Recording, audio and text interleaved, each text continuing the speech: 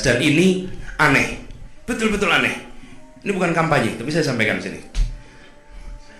Di satu sisi menyiapkan jalur-jalur air untuk dikirim ke laut, di sisi lain di lautnya dipasang dengan pulau reklamasi, tinggal tunggu waktu jadi rock, air balik. Dan ini melawan sunnatullah. Kenapa? Air itu turun dari langit ke bumi, bukan ke laut. Harusnya dimasukkan ke dalam bumi, masukkan tanah. Di seluruh dunia air jatuh itu dimasukkan ke tanah, bukan dialirkan pakai gorong-gorong raksasa ke laut. Jakarta telah mengambil keputusan yang fatal.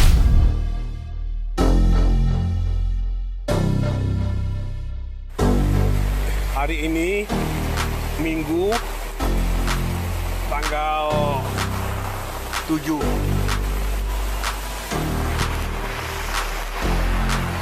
pukul 14.33. Ini sumur resapan yang dibuat di dekat depan rumah saya. Tidak meresap sama sekali. Air tidak masuk ke dalam sumur resapan karena lubang penutupnya itu tidak terbuka. Air malah tergenang.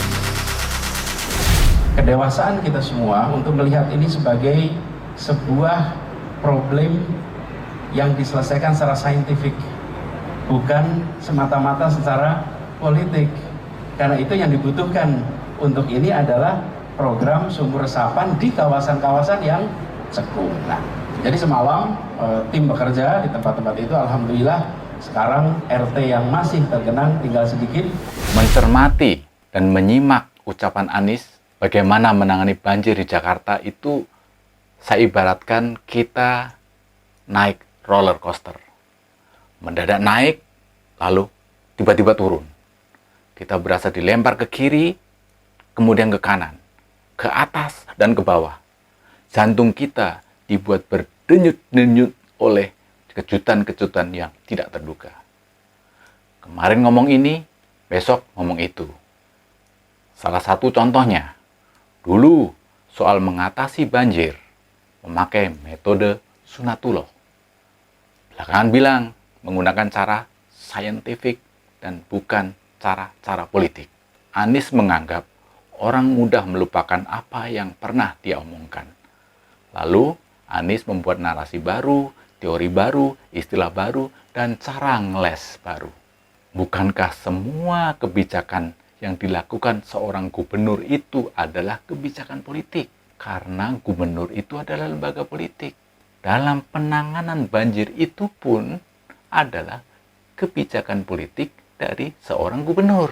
Sebelum kita lanjutkan, silakan subscribe dan komen channel Cakil TV ini. Simak dan tonton terus sampai habis video ini.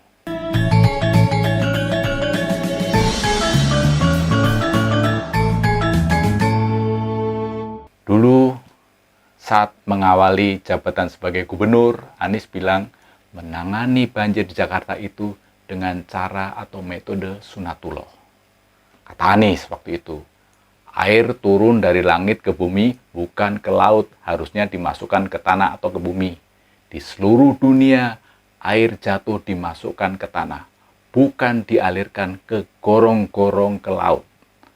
Mengalirkan air ke laut, apalagi menggunakan gorong-gorong raksasa, itu melanggar sunatullah.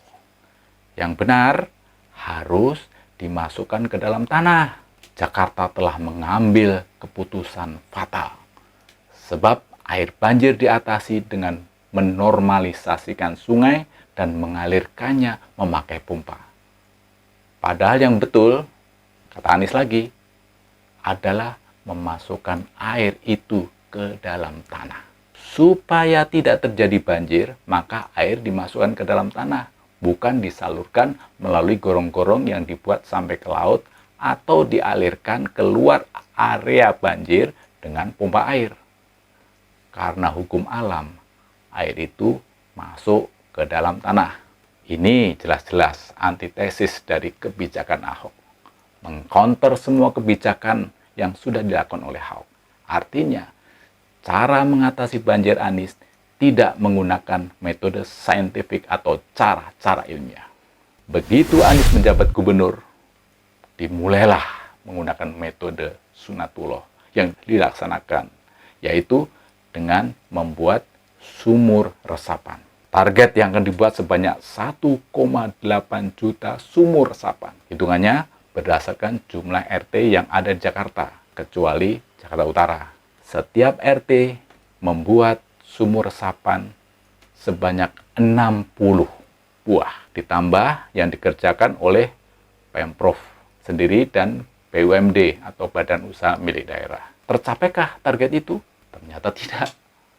Sampai Februari 2021, jumlah sumur resapan yang dibuat baru mencapai 2.974 sumur. Targetnya hampir 2 jutaan, yang dibuat oleh Pemprov baru 3 ribuan sumur resapan.